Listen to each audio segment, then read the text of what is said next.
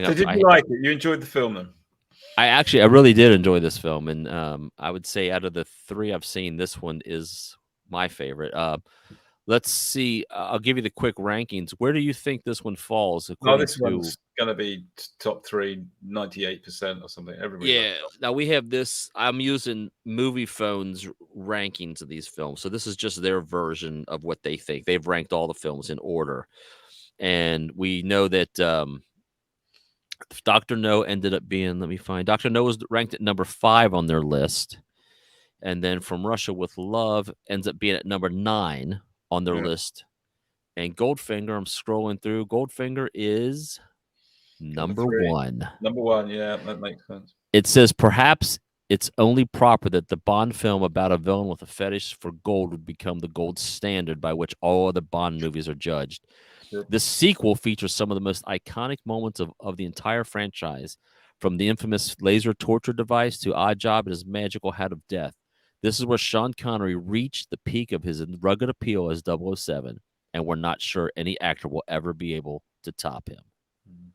It's fair. It's a fair comment. Fair That's review. their. So Mark, It's got everything. Goldfinger's got everything. It set the benchmark for all the Bond movies to come. now, do you put that at your number? I know you're a Roger guy. Can you put aside your love of Roger and say this is actually the number 1, or do you think there's a better? Easily all day long. Yeah, easily. Yeah, it's got Doctor No started it all, but it's a little bit basic. From Russia with Love is a classic, great thriller. It's got some great moments in it, but Goldfinger is a leap beyond in terms of action and the character and all the rest of it. It's a great film. It's got everything. And it's a fun watch. It's a fun watch. It's got a great villain. The plot makes sense. I mean, the bombs all. It's good. I like it. Yeah, I mean, I don't know who I like better, the villain or his sidekick, Oddjob. Well, they come as a pair, really. I love Oddjob. It's just Oddjob is great. I love the way all he says is like this. Yeah, he's the perfect. He's mute, isn't he? He can't speak. Yeah, in the book, he's got a cleft palate, and only Goldfinger can understand him. That's what the book is. In this, he's Korean, and he just doesn't speak well. Yeah, or maybe he's mute. I don't remember. But well, let me run off a couple of facts here, Mark. We'll discuss as we need to, and we can wrap up our Goldfinger episodes.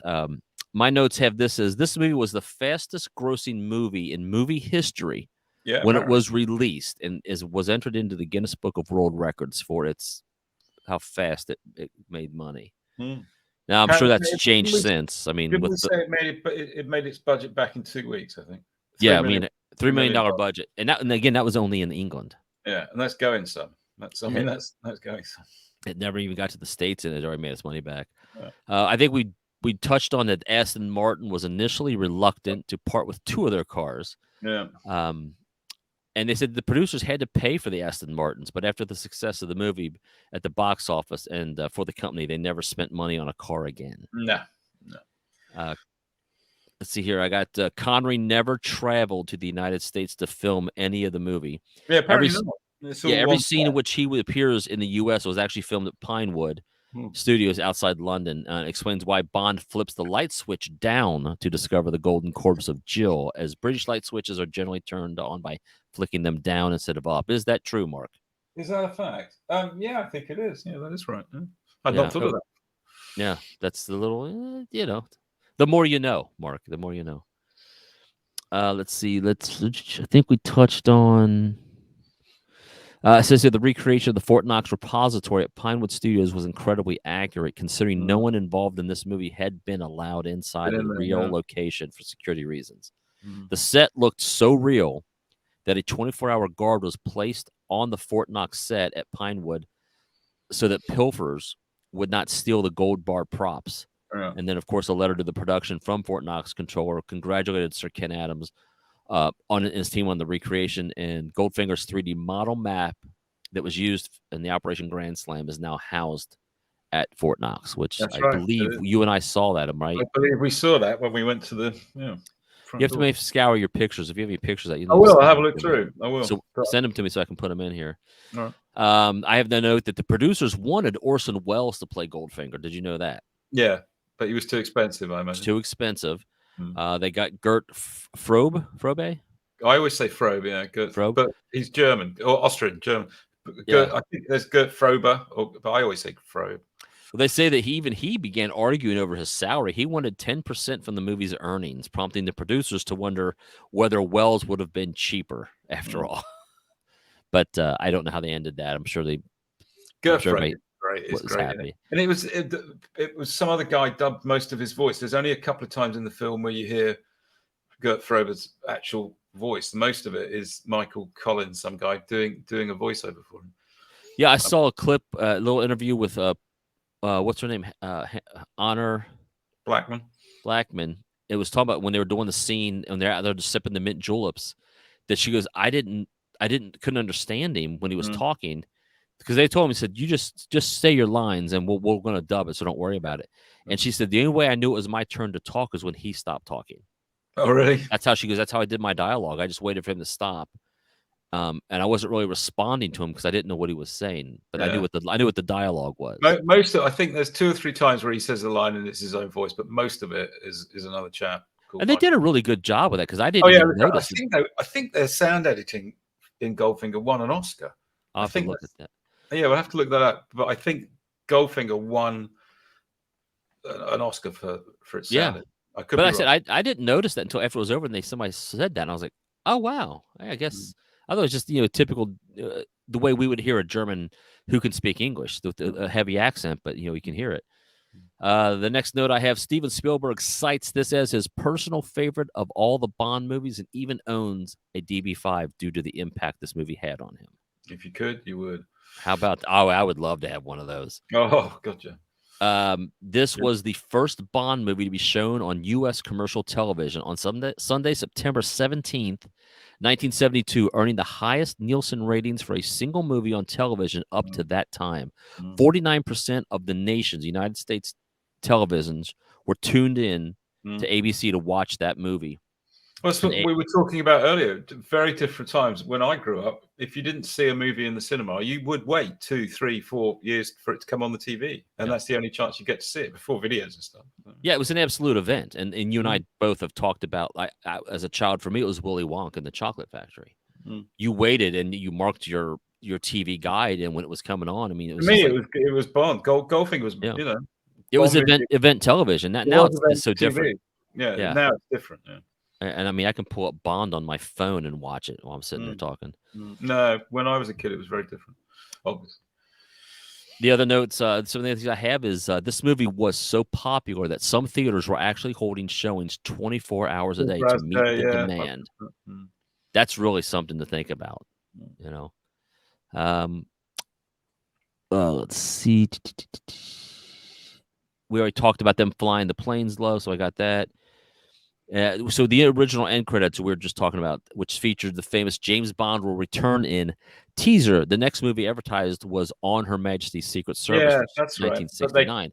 They couldn't do it because there wasn't enough snow. They got the timing wrong. So it says, however, when the producers began pre-production, they were unable to secure the Swiss locations needed for the movie, and decided to make Thunderball instead. The end title teaser was later changed to advertise Thunderball. Let's talk about the cars real quick. There were 2 Aston Martins created for this movie. One is owned by a private collector who paid over $4 million for it in 2010. The other one was purchased by a private collector in 1986 for $250,000. That car was parked at an airport in Boca Raton, Florida. Yeah, this is a big mystery. Where did that car go? In 1997, it was stolen under suspicious circumstances. The thieves broke into a guarded Boca Raton Airport. The alarm wires of the hangar were cut, and even though the keys were not in the car has vanished without a trace. And on December 31st, 2021, it was reported to have been located. So I will see if I can find that information and put it in the last I heard about this mystery of the missing DB5, it's somewhere in the Middle East, apparently. That's what I've heard. Yeah, that's what the other note I have is they think it's in the Middle East. The efforts were being made to return the car. It's now valued at $25 million. Oh, God, yeah. Easily. For that one. If not more. For the actual James Bond Aston Martin, if it ever came back, that would be easily 25, 30 million. Easily. And I wonder if either one of them, did they have the gadgets on them? Well, the one that disappeared, I think, was a full gadget car. Had the gadgets, so God, how cool Oh, would that be? yeah. How great would that be? Goldfinger was the first appearance of the Q Branch Workshop and its gadget testing gags, which we talked about, and that was a fun scene, and I hope there's more of that to come. Oh yeah, there is. Well, you see, from this point onward, there's always a Q scene. I think. Is there? I think. Was it Live and Let Die is the only one. Is the only Bond movie that Q didn't appear in until The World Is Not Enough, because he died in 1999. Sadly, Desmond Llewellyn. Strangely enough, he was coming to Canterbury to do a book signing in 1999, just after The World Is Not Enough had been released, or around that time. And I had tickets to go, and he was killed in a car accident on his way there, or on his way to the hotel, something like that. And yeah, it was cancelled. Oh no. Yeah, but he was Desmond Llewellyn. It's his first. Yeah, he's in it every movie after that. Oh, that's crazy. Yeah. My next note is in the Ian Fleming novel, which we just touched on this. Pussy Galore is a lesbian, which is why she gives Bond the cold shoulder to start with. Her team are known as the Cement Mixers. Ian Fleming based the character of Pussy Galore on a neighbor, friend, and lover, Blanche Blackwell. Okay. The name Pussy was derived from Agent Pussy Deacon, a.k.a. Livia Stella. All right. The Pussy name also is said to have been named after Fleming's pet octopus. The octopus also inspired the title of the James Bond short story and then movie Octopussy, 1983. Octopussy was also the name of a coracle given to Ian Fleming by Blanche Blackwell as a present for staying at Goldeneye. So I don't know if I assume that's true. It's on the internet. It's got to be true, right? Got to be true. This movie, like you said, earned its production costs of £3 million back in 2 weeks. Which yeah, that's correct. That's really going hard. That's good. That's got to make the producers pretty happy. This is the only movie where Sean Connery's James Bond orders a martini shaken, not stirred.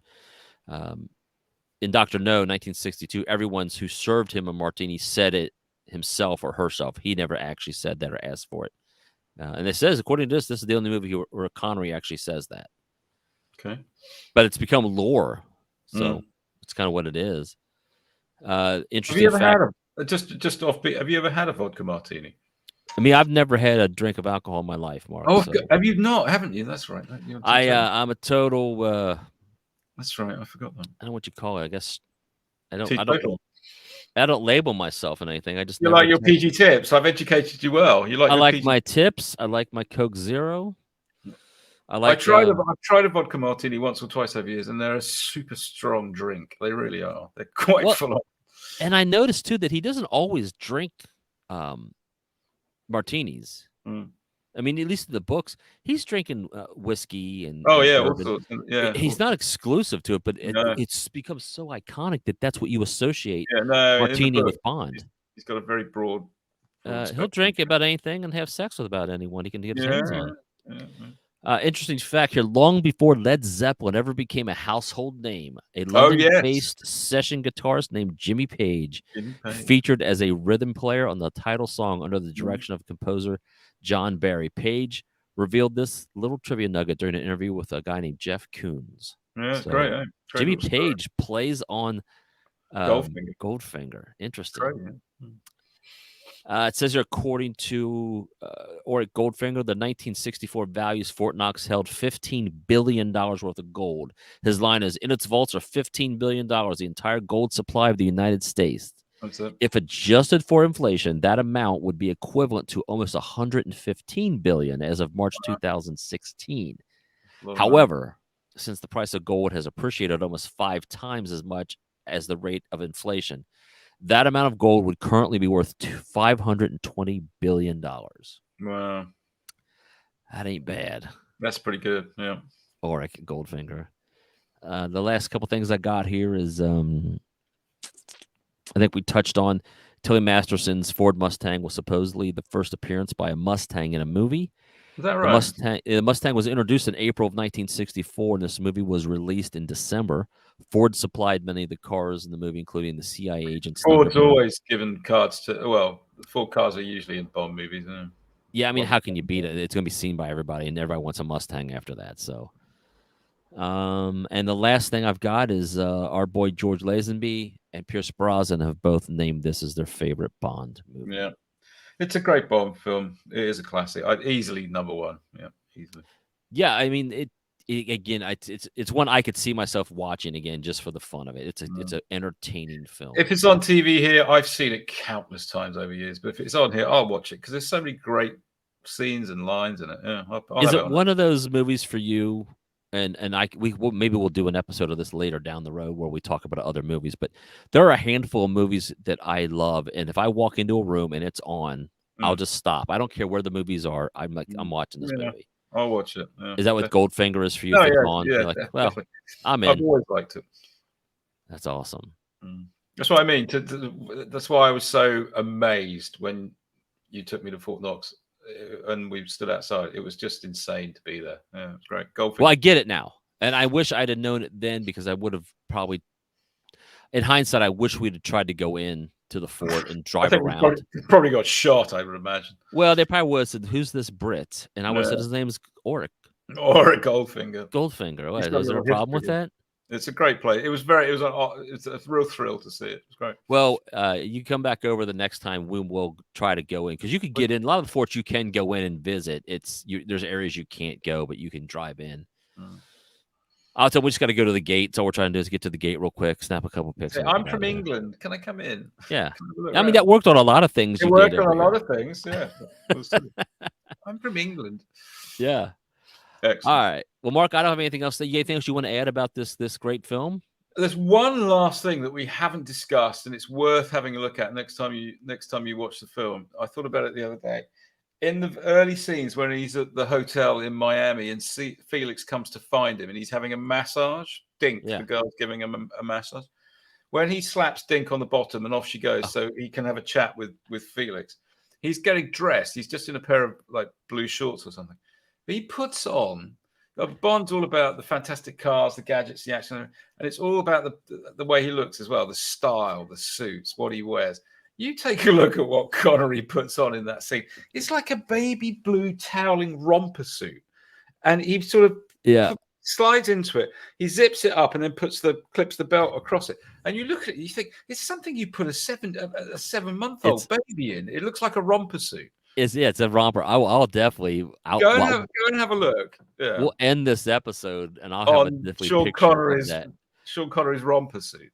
Yeah, that I did notice that, and I was like, I'm gonna. It's an odd outfit. It's just like what you're wearing. I look. I don't know who would have wore that ever, but again, I'm not known as a fashion person at all. It's like an all-in-one.